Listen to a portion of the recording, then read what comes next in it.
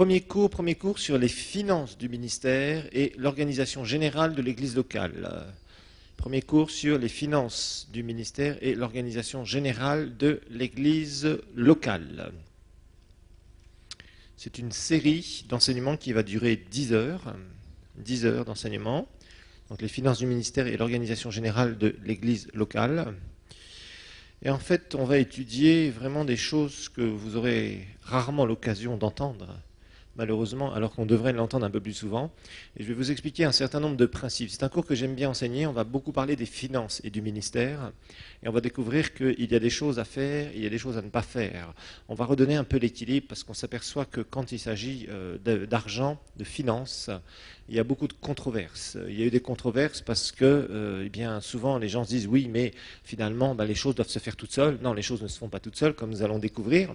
Mais aussi, il y a eu certains abus, certains qui ont utilisé des versets bibliques pour prêcher certaines choses, pour, je dirais, escroquer des chrétiens, il faut le dire.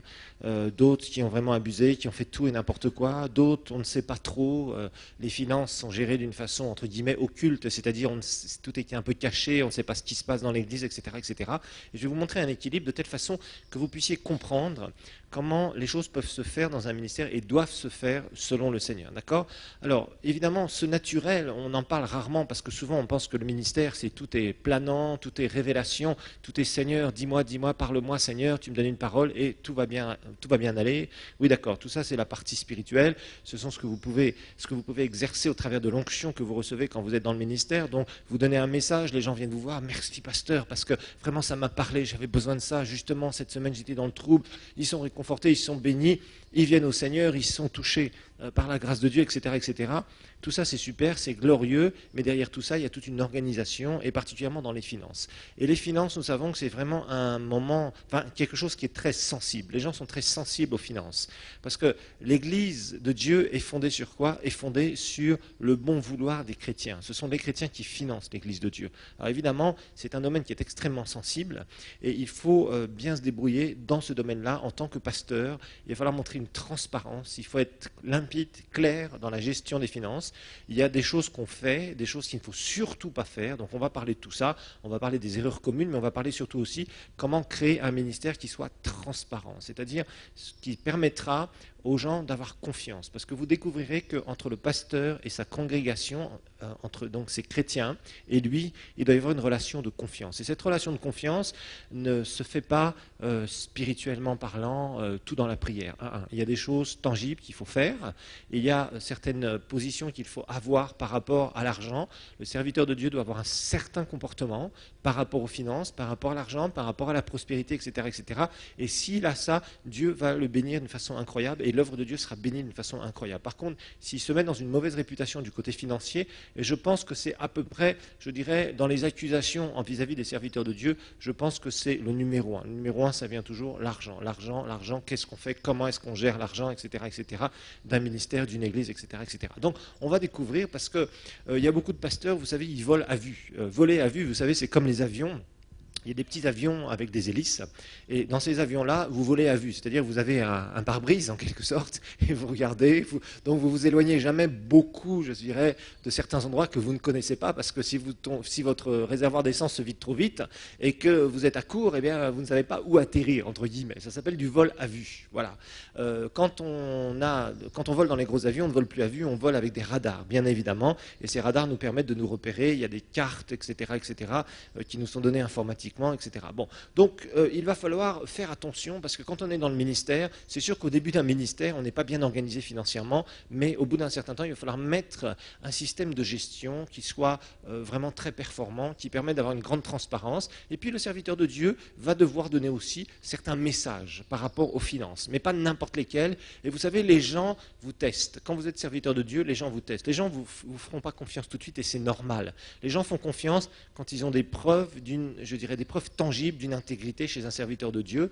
Et là, évidemment, vous pouvez aller dans les hauteurs. Les gens qui donnent aveuglément sont souvent des gens qui sont déçus. Et quand les gens sont déçus et blessés financièrement, eh bien, après, ils ne veulent plus donner au royaume de Dieu. Et le problème, c'est que ça crée un double problème. D'une part, le royaume de Dieu est freiné par l'attitude des chrétiens, qui parfois provient malheureusement de serviteurs de Dieu qui ont abusé, qui ont fait n'importe quoi. Et puis d'un autre côté, les chrétiens limitent aussi leur prospérité, parce que celui qui donne peu moissonnera peu. Celui qui donne abondamment moissonnera abondamment. Et il y a un certain nombre de chrétiens qui ont été blessés à cause de ça, et c'est pour ça que le serviteur de Dieu a une responsabilité. Donc on va expliquer un peu tout cela. Je vous détaille en gros, je vous donne en gros ce qu'on va avoir dans ce cours. Là, j'ai vraiment jeté ça dans la marmite, entre guillemets, d'une façon, je dirais, comme ça, sans prendre le plan du cours, mais c'est un peu ce dont on va parler. Donc ça va être intéressant parce qu'on va découvrir qu'il y a tout un message dans la parole de Dieu à propos des finances et aussi à propos du comportement du serviteur de Dieu par rapport aux finances. Puis je vous expliquerai vraiment comment organiser ça d'une façon très simple, et si vous aidez des personnes, des serviteurs de Dieu, eh bien vous allez découvrir comment le faire. Maintenant, le serviteur de Dieu, je vous dis, doit aussi comprendre un certain nombre de choses. Donc on va parler des attitudes des uns et des autres. On va parler de ce que la parole de Dieu nous dit, bien évidemment. On va parler de l'attitude du serviteur de Dieu et on va parler de l'attitude des chrétiens. D'accord ? Donc ça va intéresser tout le monde d'une manière ou d'une autre. Alors on va regarder la grande première partie pour qu'on puisse apprendre, qui va être le ministère et les finances. Le ministère et les finances. Le ministère et les finances.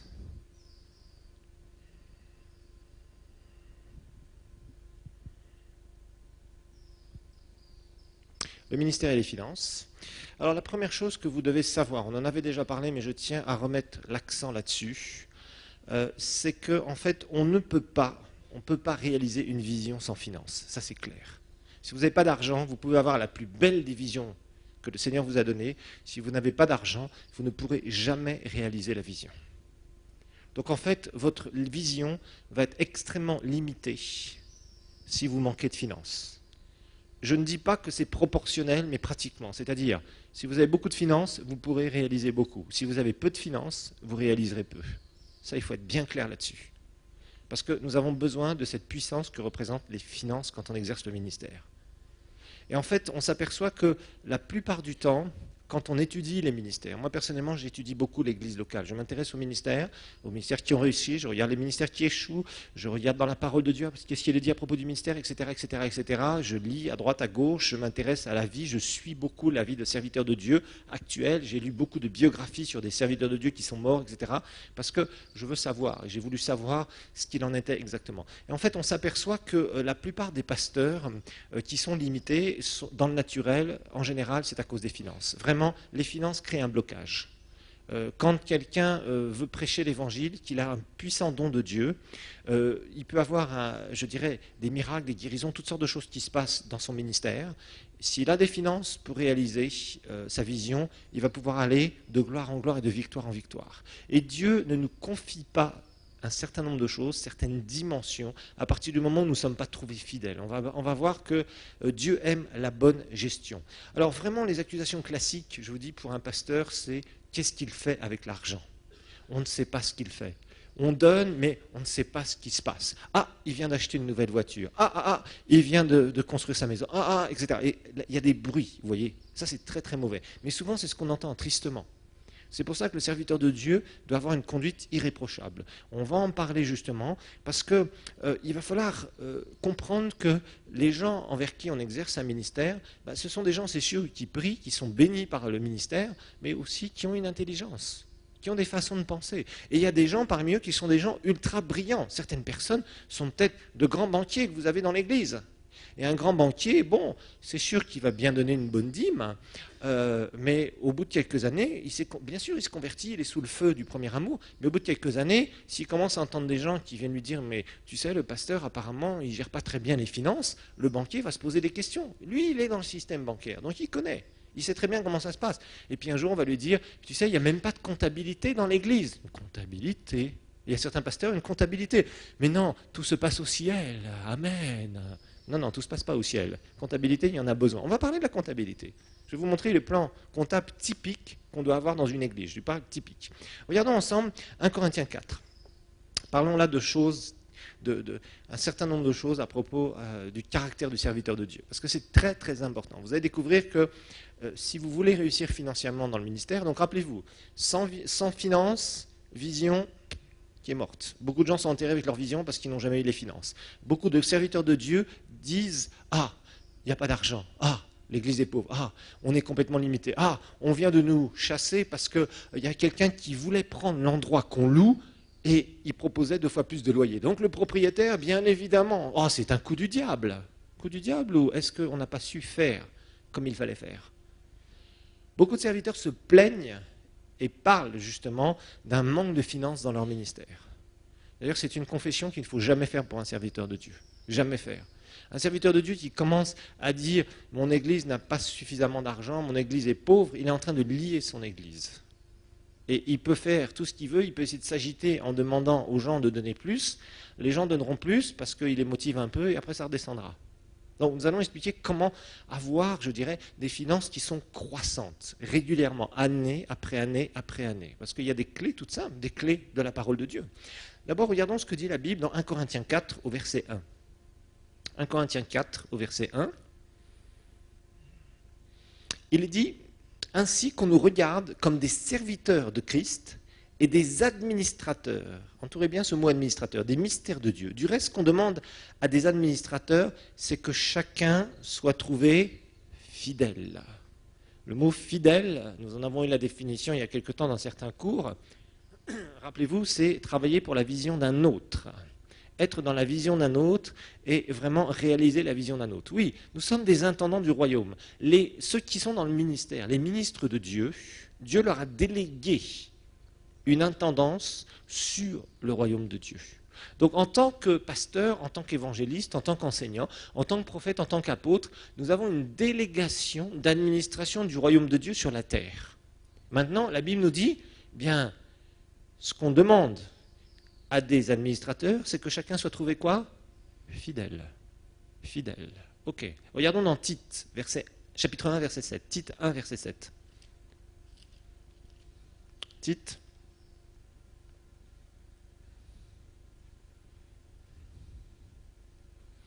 Verset 7.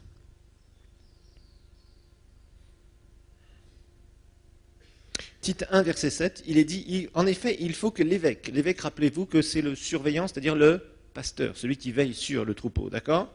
Il soit quoi? Irréprochable, comme intendant de Dieu, qui ne soit ni arrogant, ni coléreux, ni adonné au vin, ni violent, ni âpre au gain. Donc ici, il y a 2 choses importantes. Intendant de Dieu, on retrouve ce mot intendant, on va le définir, ce qu'il veut dire exactement dans le grec, et ni âpre au gain, c'est-à-dire ni avide de gain, avide d'argent. Là, on parle de l'attitude, du caractère, du comportement. Alors, administrateur. Le mot administrateur, littéralement, c'est le mot oikonomos. Oikonomos. O-I-K-O-N-O-M-O-S. Oikonomos. Le mot qui a été traduit par administrateur dans ces 2 versets, c'est le mot oikonomos. O-I-K-O-N-O-M-O-S. En fait, ça a donné le mot économe et économie. Voilà, un économe. En fait, c'est un économe, un trésorier,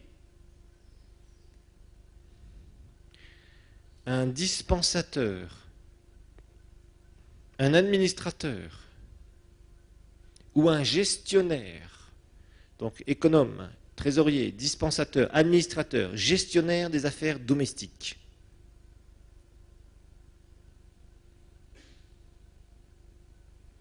Et en fait, c'était quelqu'un, à l'époque du Nouveau Testament, à qui le maître de la maison, ou le propriétaire si vous préférez, confiait la gestion de ses affaires. Voilà. C'était tout à fait le mot utilisé. En fait, c'était un propriétaire qui disait, voilà, tu vas t'occuper de la gestion de mes affaires. Gestionnaire. Et dans cela aussi, bien sûr, il devait prendre soin que chaque serviteur dans la maison soit convenablement fourni, qu'on le serve correctement. C'est-à-dire qu'il était en charge de tout, mais chaque personne qui travaillait autour de lui devait être fourni correctement. Il devait s'en occuper correctement. Vous savez, il y a beaucoup de paraboles quand vous regardez dans les évangiles où Jésus donne une image toujours d'un maître de maison et de serviteur. Vous avez remarqué dans les évangiles, quand vous lisez les évangiles, il y a un certain nombre de paraboles que Jésus va donner. Maître de la maison, serviteur. Le serviteur, l'économe, l'intendant, à qui le maître confie des biens. Il y a beaucoup de paraboles comme ça. Jésus en a donné un certain nombre. Et souvent, le maître, dans les paraboles de Jésus, le maître va partir quelque part. Puis après, le maître va revenir. Et le maître revient et demande toujours des comptes à ceux à qui il a confié ses biens. Il y a plein de paraboles. Relisez les évangiles, vous allez trouver plein de paraboles comme ça. Toujours cette image, le maître qui a donc des serviteurs à qui il confie ses biens. Donc qu'est-ce que c'est un serviteur à qui on confie des biens? C'est un intendant, c'est un oikonomos. D'accord? C'est un gestionnaire. Et le maître part, image de Jésus qui part bien sûr, qui laisse les biens du royaume à un certain nombre de ses serviteurs étant ceux qui exercent le ministère bien évidemment, et à ce moment-là, ils doivent quoi faire? Ils doivent s'occuper de gérer les biens que le maître leur a confiés pendant son absence. Mais le maître revient. Et le maître qui revient va demander des comptes à qui? À ses serviteurs à qui il a confié des biens. Il y a plein de paraboles. Relisez les évangiles, vous allez en découvrir un certain nombre. On va juste en prendre une, Matthieu 25. Matthieu 25. Mais l'image est toujours là. Matthieu 25, à partir du verset 14. Tout à fait typique. Et il y a plusieurs comme ça paraboles qu'on trouve, où c'est un maître, l'histoire d'un maître, qui a des serviteurs. Le maître délègue ses biens pour que les serviteurs gèrent les biens. Donc, c'est un gestionnaire. Et le maître revient et il demande des comptes. Toujours des comptes. Ok? Image de Dieu qui va demander des comptes à ses serviteurs. Alors, verset 14, il en sera comme un homme, d'un homme qui, en partant pour un voyage, là encore, on retrouve le même principe, a placé ses serviteurs. Il leur confie ses biens. Donc, le serviteur à qui on confie les biens. Un serviteur dont un maître confie les biens, c'est un intendant, c'est un oikonomos, ni plus ni moins. Ok? Il donne à l'un 5 talents, à l'autre 2, et au troisième 1. À chacun selon sa capacité. Puis il partit en voyage. Le maître s'en va. Ok? Jésus est parti. Aussitôt, celui qui avait reçu 5 talents s'en alla, les fit valoir, en gagna 5 autres, etc., etc. On connaît cette parabole. Celui qui en avait 5 en fait valoir 5. Celui qui en avait 2 en fait valoir 2. Celui qui en avait 1 le cache. Le maître revient, et qu'est-ce que le maître fait? Quand le maître revient, eh bien, il appelle ses serviteurs. Ok? Verset 19. Longtemps après, le maître de ses serviteurs revint et leur fit rendre compte. Parce qu'un intendant, un administrateur, il ne fait pas ce qu'il veut. S'il fait des bêtises, il va se faire taper sur les doigts. Il va se faire taper sur les doigts. Un administrateur administre les biens du maître. Ok? Toujours le même principe ici. Vraiment, vous trouverez partout ce principe dans la parole de Dieu. D'accord? Et puis chacun va se justifier. Et le maître de la maison va dire bien et bon et fidèle serviteur, à celui qui en avait gagné 5, à celui qui en avait gagné 2, et il va faire des reproches à qui? À celui qui avait caché son talent, parce qu'il pensait que son maître était méchant, etc., etc., etc. Mauvais intendant. Intendant infidèle. Voilà. Donc ces principes-là, vous les retrouvez constamment dans les évangiles. C'est vraiment le principe du royaume. Ok. Alors, il y a une analogie évidemment évidente entre le serviteur de Dieu. Alors souvent, les gens disent « Ah, Dieu a confié un don à cet homme de Dieu et vraiment, il utilise ce don. » Oui, d'accord. Ça, c'est une partie du ministère. Ça, dans l'administration d'un ministère, il y a la partie spirituelle, ce que vous faites avec ce que le Seigneur vous a donné, restez dans votre appel, restez dans votre onction, etc. Tout ça, c'est très bien. Ça, c'est la partie surnaturelle. Ok. Très importante à bien gérer. On en a parlé assez souvent. On a parlé comment vraiment être dirigé par le Saint-Esprit, comment savoir quand on reçoit un don, exercer le ministère, etc. etc. Tout ça, c'est une très très belle partie qui était importante. Mais Dieu ne nous demandera pas des comptes seulement sur le don qu'il nous a donné au niveau spirituel. Il va nous demander aussi des comptes sur comment nous avons géré les choses dans le naturel pour soutenir, pour faire avancer le ministère. Rappelez-vous ce que le fils de Kenneth Hagin a dit. Il disait toujours, c'est le naturel plus le surnaturel qui en se mettant ensemble, forment une force explosive pour Dieu.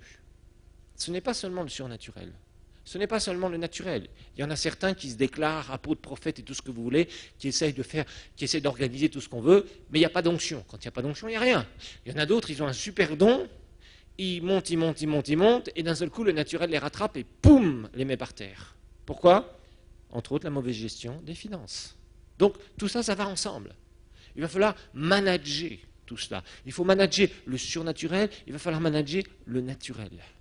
Et une des grandes parties que vous aurez à manager dans le naturel en tant que serviteur de Dieu, ce sont les finances. Et les finances, on ne fait pas de blagues avec.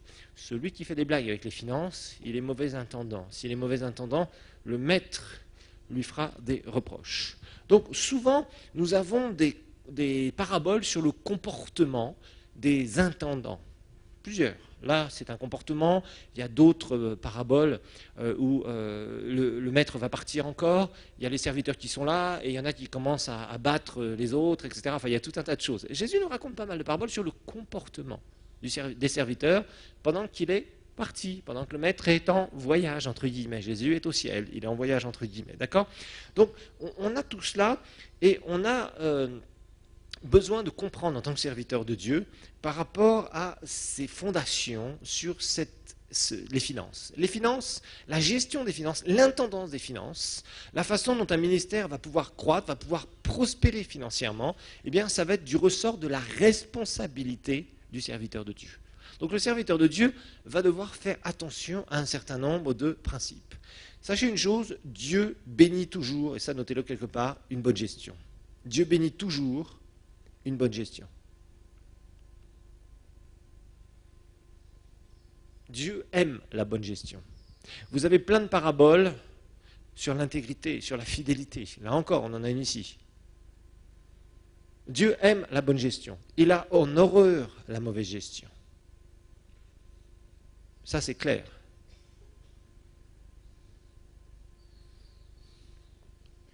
Et Paul même va parler du ministère. Regardez ce que dit Paul dans 2 Corinthiens 6. Dans 2 Corinthiens, je vous rappelle, vous allez trouver beaucoup pas de paraboles dans Corinthiens, vous allez trouver beaucoup de références à la face cachée du ministère. Paul va beaucoup parler de certaines choses. Regardez dans 2 Corinthiens, chapitre 6. 2 Corinthiens 6, verset 3.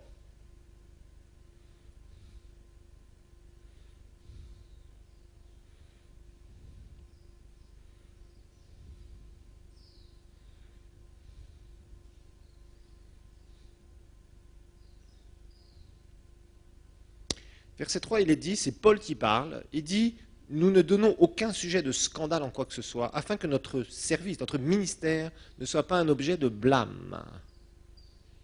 Mais nous nous rendons à tous égards recommandables comme serviteurs de Dieu, par beaucoup de persévérance dans les tribulations, dans les privations, dans les angoisses, sous les coups, dans les prisons, dans les émeutes, dans les travaux, dans les veilles, dans les jeûnes, par la pureté, par la connaissance, par la patience, par la bonté, par l'Esprit Saint, par un amour sans hypocrisie, par la parole de vérité, par la puissance de Dieu, par les armes offensives et défensives de la justice, au milieu de la gloire et du déshonneur, au milieu de la mauvaise et de la bonne réputation. Regardez comme imposteurs, quoique véridiques, comme inconnus, quoique bien connus, comme mourants, voici que nous vivons, comme châtiés, quoique non mis à mort, comme attristés, et nous sommes toujours joyeux, comme pauvres, et nous en enrichissons plusieurs, comme n'ayant rien, et nous possédons tous. Donc, Paul faisait quoi ? Au verset 4, il est dit, mais nous nous recommandons à tous égards recommandables en tant que serviteur de Dieu.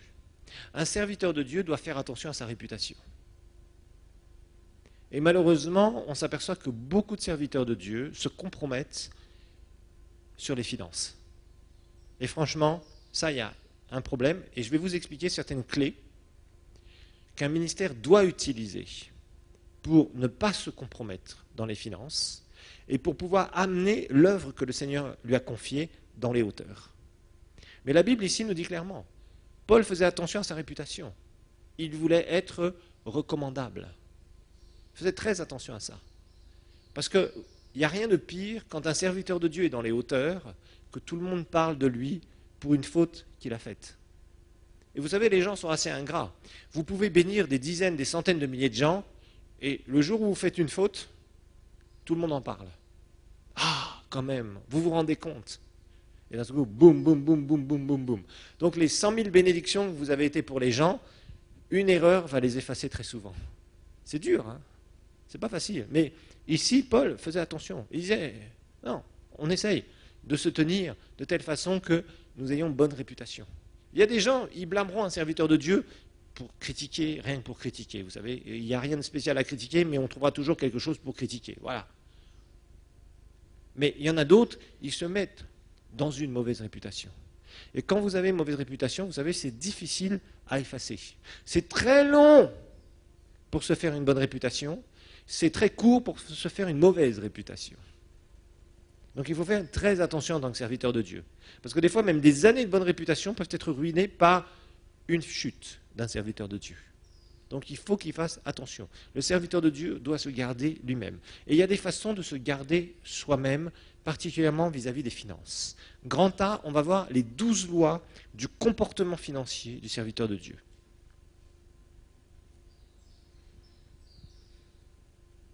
« 12 lois du comportement financier du serviteur de Dieu.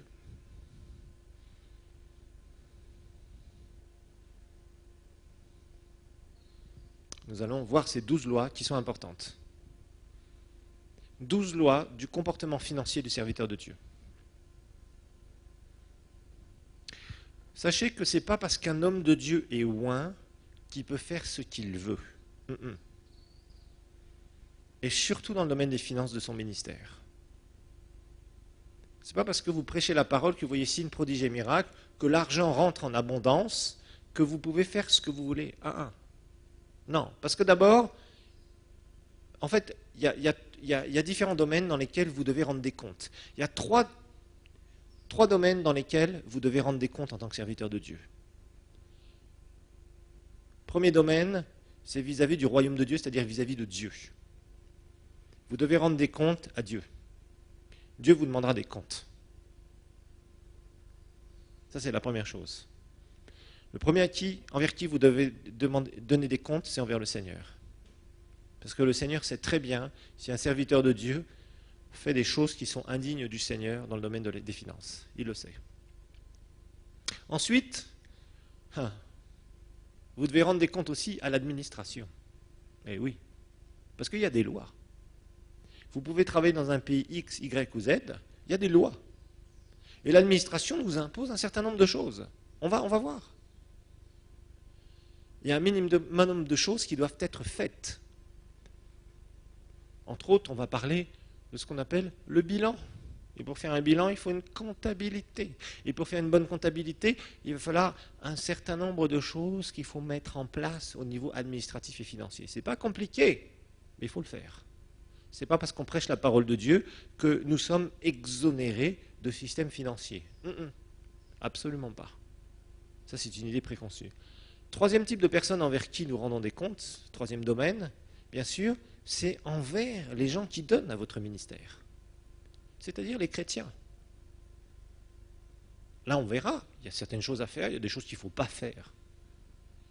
Parce que les gens n'ont pas besoin de mettre non plus le nez dans votre ministère pour savoir exactement ce qui s'y passe jour après jour. Mais je vais vous montrer comment créer une relation de confiance entre un ministère, un pasteur et sa congrégation. C'est très simple, mais il faut le faire. Et les ministères qui ne le font pas se retrouvent avec des difficultés financières. Donc, il ne faut pas penser que parce que quelqu'un a une onction, qu'il va faire ce qu'il veut. Il y a des grands serviteurs de Dieu, certains se sont retrouvés en prison ou avec des procès de la part de l'administration, ou des redressements fiscaux gigantesques. Certains même ont mis un terme quasiment à leur ministère. Ils ont creusé la tombe de leur ministère parce qu'ils se permettaient de ne pas rendre des comptes à l'administration. D'autres ont utilisé de l'argent qui avait été donné pour un but particulier pour d'autres choses. Et ça les a discrédités. Ils ont utilisé des moyens médiatiques et d'un seul coup, le moyen médiatique s'est retourné contre eux. Un autre média a dit, mais cet homme-là a dit, ce pasteur-là, ce télévangéliste-là, comme on les appelle souvent dans certains milieux, a demandé des finances pour tel et tel projet et le projet n'a jamais vu le jour. Et là, croyez-moi, le monde vous tirera dessus et le monde chrétien aussi vous tirera dessus. Et ils prendront des bombes atomiques. En général, les chrétiens, c'est eux qui ont les plus grosses armes pour tirer sur les serviteurs de Dieu qui font des bêtises. Donc, il faut comprendre une chose, et ça, beaucoup de serviteurs de Dieu n'arrivent pas à le comprendre, une bonne éthique financière, c'est-à-dire une bonne morale, un bon comportement financier, amènera vraiment la bénédiction divine. Mais il faut l'avoir. Il faut l'avoir. Un bon comportement financier, une bonne éthique financière, c'est un immense atout. C'est comme quand on a étudié sur les associations. Le comité exécutif, ça peut être, je dirais, si vous avez des personnes qui sont excellentes autour de vous, c'est un gros plus. Donc il faut savoir l'utiliser, le former, et qu'ils comprennent la vision. Et ça, c'est un gros plus. Maintenant, avoir un comité exécutif qui est contre vous constamment et qui essaie de contrecarrer vos décisions, c'est un immense moins, vraiment. Vous avez quelque chose qui vous freine constamment. Parce que vous avez des gens qui disent « je suis avec vous », mais en fait, ils ne sont pas avec vous. C'est la même chose pour le comportement financier. Et c'est vrai que les débuts d'un ministère sont toujours difficiles. Les gens pensent que c'est comme les gens qui ouvrent des sociétés. Ils ouvrent une société et directement, ils pensent « ah, je vais pouvoir m'acheter ça au bout de 3 mois ». Et au bout de 3 mois, au bout de 6 mois, au bout d'un an, ils ont la tête par terre, ils sont en train de pleurer en disant « qu'est-ce que j'ai fait? J'ai perdu tout mon argent ». La plupart, c'est ça. C'est la même chose dans le ministère. Il y a beaucoup de gens qui entrent dans le ministère et qui pensent qu'ils vont vivre du ministère comme ça du jour au lendemain. C'est faux. Des fois, ça demande des années, des années, des années, des années, des années, avant même de vivre de quoi que ce soit du ministère. Donc les 12 lois du comportement financier du serviteur de Dieu. Numéro 1, et ça c'est des lois qu'il faut respecter. Il faut toujours veiller à cela. Numéro 1, il doit être honnête et irréprochable. Il doit être honnête et irréprochable. 1 Timothée 3,3.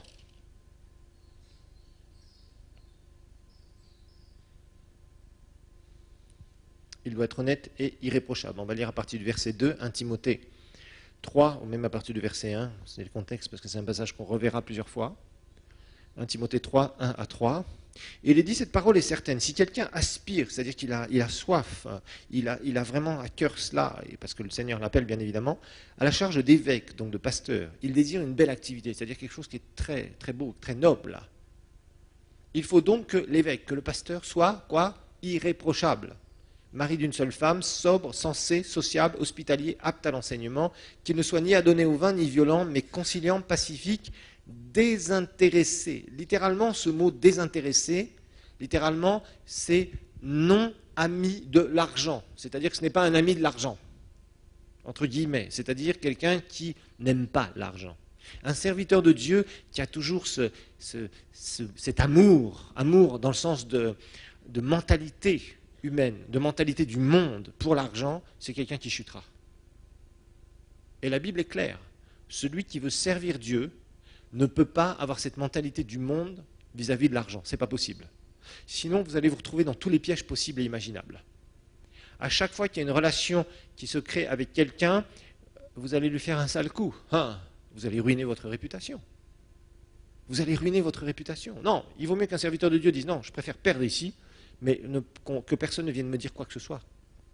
Que personne puisse me reprocher quoi que ce soit. Être irréprochable. Parce que Dieu justifiera toujours un serviteur. Ça, c'est clair. Maintenant, il ne faut pas mettre sa main n'importe où. Il ne faut pas se faire avoir. Deuxième chose, il doit être intègre. Il doit être intègre. Proverbe 2, 21. Proverbe 2, verset 21. Donc numéro 2, il doit être intègre. Proverbe 2, verset 21.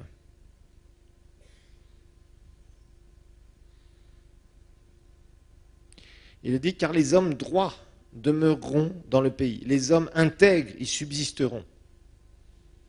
Demeurer, c'est une chose. Subsister, c'en est une autre.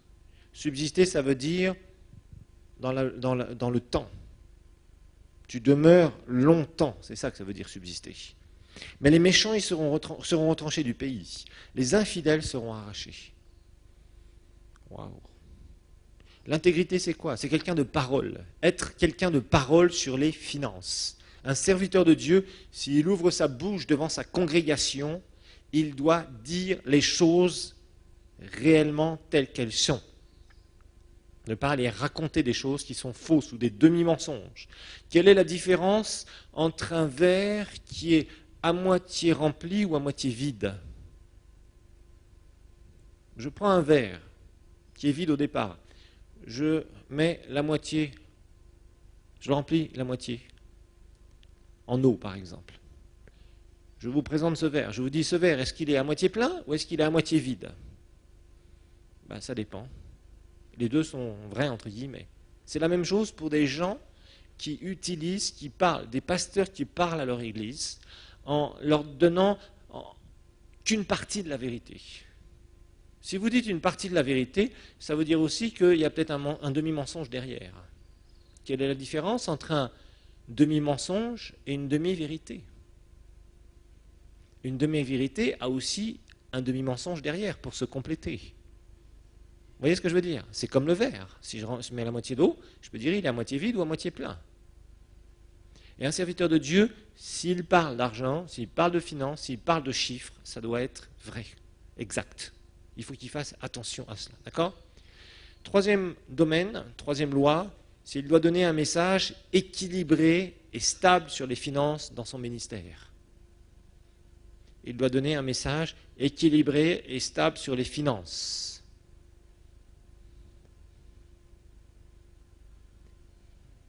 Et on va en parler du message qu'il faut donner. Il doit donner un message équilibré et stable sur les finances dans son ministère.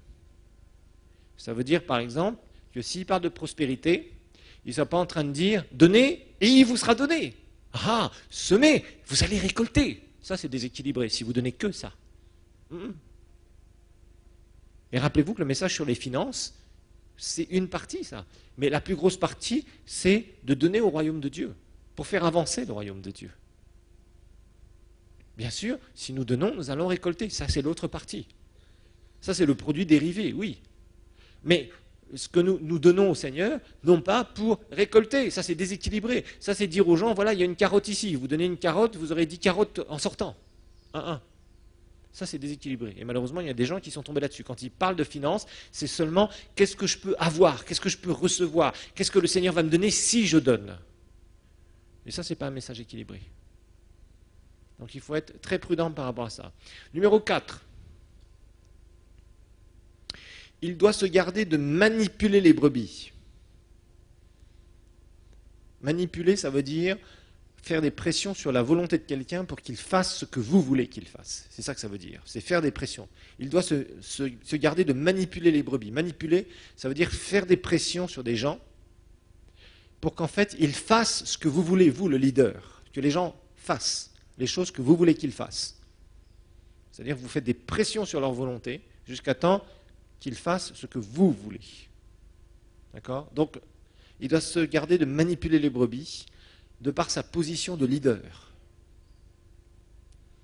De par sa position de leader. Et la manipulation, souvent, les pasteurs utilisent la corde sentimentale. Il faut donner, sinon demain, je n'ai plus rien à donner à mes enfants. Il faut donner parce que sinon le toit de l'église va s'écrouler demain. Vous voyez, bon, il y a des choses que les serviteurs de Dieu. Il faut absolument donner parce que sinon, avec la banque, on va nous mettre sur la liste rouge. Bon, tout ça, ce ne sont pas des bons prétextes, il faut le dire. Très mauvais prétextes. Il faut faire très attention, très très attention. Donc, il ne faut pas faire vibrer la corde sentimentale. Il faut qu'on donne, comme ça on sera la meilleure église. Le Saint-Esprit me dit je ressens qu'il faut absolument que chacun donne 100 $. Vous voyez, des choses comme ça. Ça, c'est faire vibrer la corde sentimentale. Dire, le Saint-Esprit me dit que si quelqu'un donne maintenant 100 $, il va avoir 1000 $. Ça, c'est de la manipulation. C'est utiliser des choses qui sont fausses. Et des gens appuient, il y a certaines personnes qui prennent des textes bibliques. Ils disent, non, Jésus a dit qu'on recevra au centuple dans cette vie, etc., etc. Ah, Jésus l'a dit. Donc voilà, si vous donnez ça, le Seigneur me dit, oh, Jésus m'a parlé ce matin, j'étais dans la prière. Vous voyez, ça c'est la manipulation. Attention, ce genre de manipulation, il faut l'éradiquer. Ensuite, 5e loi, c'est éviter toute doctrine à la mode. Toute doctrine à la mode. Vous savez, il y a des doctrines comme ça, hein, qui sont à la mode. Par exemple, on commence à parler de finances, et d'un seul coup, on va prendre le témoignage d'une église qui a vécu telle ou telle chose, et on va commencer à en faire une doctrine, et puis ça commence à se répandre. Dans le monde chrétien, il y a des modes parfois, dans les doctrines. Et les gens commencent à... Par exemple, ils parlent de prospérité, ils ne savent pas vraiment ce que c'est, mais on en parle, et tout le monde veut prospérer, entre guillemets, mais ils n'ont pas compris le cœur réellement de la prospérité. Le cœur de la prospérité, rappelez-vous, c'est de financer le royaume de Dieu, de faire avancer le royaume de Dieu. Ce n'est pas s'enrichir personnellement. S'enrichir personnellement, oui, ça vient, mais comme un temps, un produit dérivé avec le caractère de Christ qui doit grandir en nous, rappelez-vous. Ensuite, numéro 6, sixième loi, il doit mettre en place un système transparent de gestion. Il doit mettre en place un système transparent de gestion, entre autres comptabilité et faire des bilans. Il doit mettre en place un système transparent de gestion. Comptabilité et bilan, on en parlera, vous allez avoir une partie de cours là-dessus. Ensuite, il doit être un bon gestionnaire. Numéro 7, il doit être un bon gestionnaire. C'est-à-dire que c'est quelqu'un qui doit avoir un certain flair. Il doit l'acquérir. Il ne doit pas faire n'importe quoi. Il ne doit pas sauter sur le... D'un seul coup, il y a quelque chose à vendre d'extraordinaire, mais qui va mettre l'Église en difficulté. Ah, il faut qu'on l'achète par la foi. Et boum, l'Église tombe par terre. Non. Il doit être un bon gestionnaire. Il doit faire attention. Il doit ne pas faire n'importe quoi. Il a des salariés, donc il faut faire attention. Que ces salaires soient corrects, qu'ils ne soient pas trop bas, qu'ils ne soient pas trop hauts, qu'ils soient corrects. Vous voyez, il y a plein de choses comme ça à gérer. Il ne doit pas s'embarquer, par exemple, à payer un loyer où ça va prendre 80% des dîmes. Parce que si vous faites ça, vous allez avoir des problèmes. Chose très pratique. Ministère, ça doit être très très pratique. Ensuite, 8, il doit être un bon navigateur dans la vision financière. Il doit être un bon navigateur dans la vision financière de l'Église. On verra que c'est une des lois du leadership, l'art de naviguer. Savoir naviguer dans les eaux calmes, dans les grosses tempêtes, et quand il y a certains vents, forts, moins forts, etc., pour faire avancer les choses, pour faire avancer le bateau. Et vous savez, dans une vision, il y a toujours le court terme, il y a le moyen terme et il y a le long terme. Donc, le pasteur doit être un bon navigateur, ça doit être un bon capitaine de bateau, c'est-à-dire il ne doit pas essayer de brûler les étapes, mais il doit savoir faire.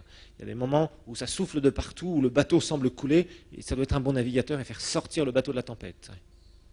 Ensuite, 9e principe, il ne doit pas toucher directement à l'argent. Il ne doit pas toucher directement à l'argent, dans la mesure du possible. C'est une erreur de voir des serviteurs de Dieu avec des enveloppes à la sortie du culte, dans les mains. C'est une erreur. C'est une erreur. C'est des choses qu'il faut éviter. Si vous voulez être tranquille, il faut éviter. Vous avez des personnes habilitées à le faire et il va falloir déléguer des gens pour ça. Il va falloir mettre des procédures qui vous évitent ce genre de choses. Même si les gens insistent, on verra, il y a des petites choses à mettre en place, très simples. Ensuite, 10e point, il doit avoir les mains libres pour les décisions financières. Il doit avoir les mains libres pour les décisions, tout en se protégeant par des groupes de personnes qu'il aura choisis, qu'il aura nommés. Donc il doit avoir les mains libres pour les décisions financières, tout en se protégeant par des groupes de personnes qu'il a nommés et qui sont fidèles.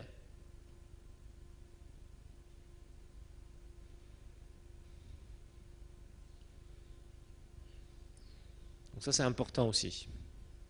Il ne doit pas être lié par des comités pour la moindre décision, le moindre achat, etc. Parce que ça, c'est une catastrophe, ça bloque les visions, ça freine tout. Et c'est ce qui se passe malheureusement parfois dans des trucs trop organisés. Vous voyez, il y a les deux extrêmes. Il y a le désordre total et il y a les organisations qui sont tellement organisées, c'est tellement compliqué pour prendre une décision que c'est décourageant pour le serviteur de Dieu. Le moindre truc qu'il veut acheter, il faut qu'il va acheter un micro. Pour acheter un micro, il faut absolument passer par la procédure numéro 1, puis suivi de la deuxième, et de la troisième, et la vérification de la quatrième. C'est ingérable, vous ne pouvez pas avancer comme ça. Si vous faites ça, votre vision sera complètement freinée. Non, il faut qu'il ait les mains libres, assez facilement, mais aussi dans les gros choix, bien sûr, il faut qu'il désigne des comités en se protégeant par ces comités. Et puis, évidemment, dans la gestion, il y a des gens qui sont délégués, etc., etc. Donc tout ça, je vais vous expliquer comment faire, d'accord? Ensuite, 11e loi, c'est être entouré de personnes choisies et désintéressées. Donc, des personnes choisies et qui sont désintéressées. Entouré de personnes qu'il a choisies et qui sont désintéressés, c'est-à-dire pas des gens qui vont lui faire des coups, qui vont aller prendre de l'argent derrière son dos, parce qu'après c'est lui qui va être accusé. Des gens qui ne sont pas clairs, des gens qui veulent détourner des fonds, parce que malheureusement ça existe. Et il n'y a pas qu'en Afrique que ça existe, je vous donne quelques exemples. 1 Timothée 3,8. 1 Timothée 3,8. On va voir ce passage-là, puis on verra Exode 18, 21 aussi. 1 Timothée 3,8.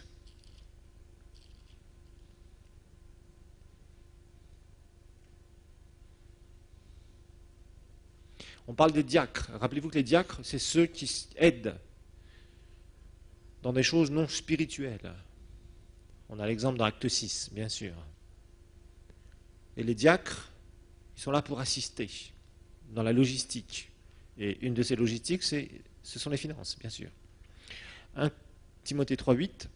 Les diacres, pareillement, doivent être respectables, éloignés de la duplicité, c'est-à-dire de l'hypocrisie, et des excès de vin et des gains honteux. Des gains honteux. Donc là encore, il faut des gens qui n'aiment pas l'argent. Si vous avez dans votre équipe de compteurs de dîmes quelqu'un qui a l'habilité de mettre quelque chose dans sa manche avant de partir, ben vous avez un problème. On en parlera. Soyons pratiques, c'est un cours très pratique. Exode, chapitre 18.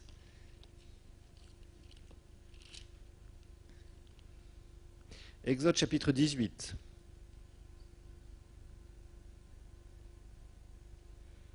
C'est Jéthro qui vient auprès de Moïse. Et il va lui donner des conseils. Vous connaissez bien ce passage maintenant. Moïse était complètement épuisé. Il était là, il recevait tout le monde, il conseillait tout le monde, etc. etc. En fait, il faisait le one-man show, c'est-à-dire que tout passait par lui. Et Jéthro voit son problème, et il s'aperçoit que c'est un problème d'organisation, à un premier niveau. Donc, humainement parlant, Jéthro l'a conseillé. On sait que ce n'était pas le meilleur conseil, mais au moins, c'était au moins un conseil qui l'a soulagé pendant un temps, en tout cas. Alors, Jéthro va lui dire de déléguer des chefs de sang, etc., etc. Et il lui dit, verset 21, « Discerne parmi tout le peuple des hommes de valeur, craignant Dieu. » Craignant Dieu. Des hommes attachés à la vérité et qui haïssent, qui ont en horreur, quoi? Le gain malhonnête. C'est-à-dire qu'ils ne sont pas corrompables. Établis-les sur eux comme chef de 1000, chef de 100, chef de 50, chef de 10, qu'ils jugent le peuple en tout temps, qu'ils portent devant toi toute affaire importante, etc., etc. Donc, quelles étaient les qualités de ces personnes? D'abord, elles devaient craindre Dieu, et ensuite, elles devaient avoir en horreur les gains honteux, d'accord? C'est-à-dire des gens qui étaient des gens malhonnêtes. Des gens malhonnêtes, vous ne pouvez pas les avoir dans votre entourage et leur confier quoi que ce soit financièrement parlant. Des gens qui vous ramènent des fausses factures, ces gens-là, il faut les chasser. Mais au début, vous ne le savez peut-être pas. Par contre, vous ressentez quand les gens ne sont pas clairs. Quand vous avez des gens autour de vous qui ne sont pas clairs, vous le ressentez. Au bout d'un moment, vous ressentez qu'il y a une atmosphère qui n'est pas claire. Si vous n'êtes pas clair et que vous avez des gens qui ne sont pas clairs autour de vous, vous serez tous flous. Ça, c'est normal. Vous ne pourrez pas voir les uns au travers des autres. D'accord? Mais si vous êtes clair, quand il y a des gens qui ne sont pas clairs, vous les amenez à faire certaines choses financières, vous sentez qu'il y a quelque chose qui ne tourne pas rond. Et tôt ou tard, vous tomberez sur ce qui ne va pas. D'accord? Parce que Dieu veut une bonne gestion. Si vous êtes clair, Dieu veut vous défendre. Dieu ne veut pas que votre ministère soit sali, soit terni par des gens qui sont opaques et qui profitent de l'argent de votre ministère pour en faire n'importe quoi. D'accord? Rappelez-vous, vous êtes gestionnaire. Ensuite, 12e loi, il doit éviter de mélanger ses affaires familiales avec l'Église. Ça, c'est très important aussi. Il doit éviter de mélanger ses affaires familiales avec celles de l'Église.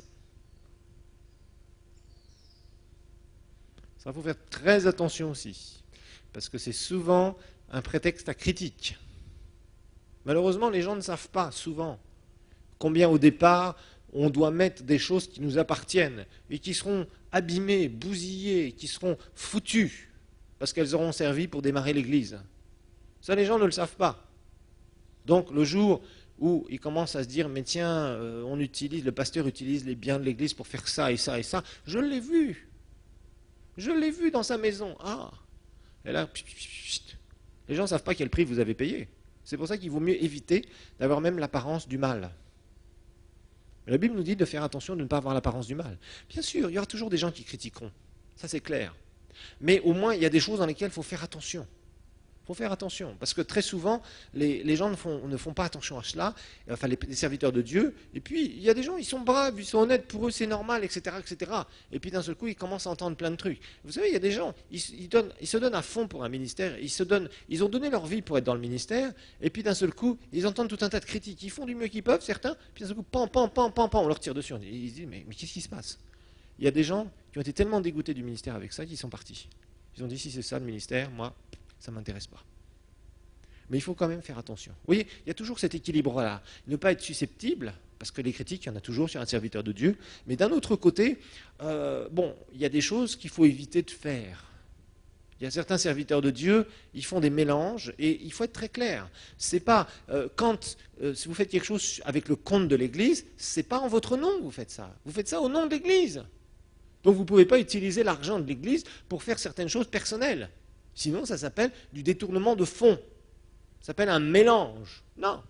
Il y a des choses qu'il faut faire pour se protéger. Il faut faire attention, parce qu'obligatoirement, ça va vous retomber dessus. Les gens ne vont pas comprendre, et c'est normal. Ils vont se dire, tiens, c'est bizarre, il y avait ça sur le compte, et maintenant, et vous allez mettre en défaut votre trésorier ou votre trésorière. Et la personne va commencer à dire, oh là, il y a des choses qui ne sont pas claires, moi je ne peux pas continuer comme ça. Et ça fait des problèmes. Ça vous fait des problèmes. Donc le mieux, c'est d'être très clair. Tout ce qui appartient au ministère, on ne touche pas. On ne touche pas aux finances du ministère. Le pasteur ne touche pas aux finances du ministère.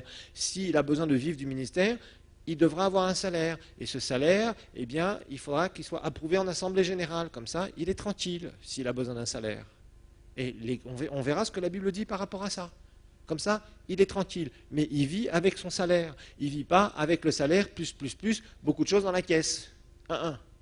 Si le serviteur de Dieu fait ça, il risque d'avoir de gros problèmes. Il faut que les choses soient clairement définies. La plupart des conflits viennent, et c'est là où le diable en profite, quand les choses ne sont pas claires au départ. Voilà. Quand quelqu'un fait quelque chose, surtout un leader, le leader doit apprendre à travailler avec une équipe. Pas toujours facile, parce que des fois il y a des sensibilités. Des fois c'est un peu difficile. Un pasteur qui vient auprès de son assemblée générale en disant, écoutez, moi je m'en sors plus financièrement. Bon, donc il faut faire ça, etc., etc. C'est toujours un peu humiliant, franchement. Ça l'est, c'est humiliant pour un pasteur de faire ça. Ça devrait être les gens de l'Assemblée générale qui devraient lui dire, écoute pasteur, apparemment tu as l'air d'avoir des difficultés, il faut qu'on t'aide, il faut que l'Église t'aide, il faut que l'Église fasse ceci, ça devrait être un réflexe, mais c'est jamais un réflexe. Et c'est humiliant pour un pasteur de venir devant des gens qui sont dans son assemblée générale en disant, voilà, maintenant il faudrait que j'ai ça, parce que j'ai des charges en plus, j'ai ceci, etc., etc. Vous voyez. Et parfois c'est difficile à faire, c'est clair. Bon, il y en a, ça ne les gêne pas, il y en a d'autres, ça peut les gêner plus. Tout dépend de votre position par rapport aux finances. Voilà, tout simplement. Mais il faut que ce soit clair, il faut que ce soit défini, il faut que ce soit écrit quelque part. Comme ça, vous êtes tranquille, vous êtes couvert. Un serviteur de Dieu doit se protéger, et particulièrement financièrement. Voilà pour ce premier cours.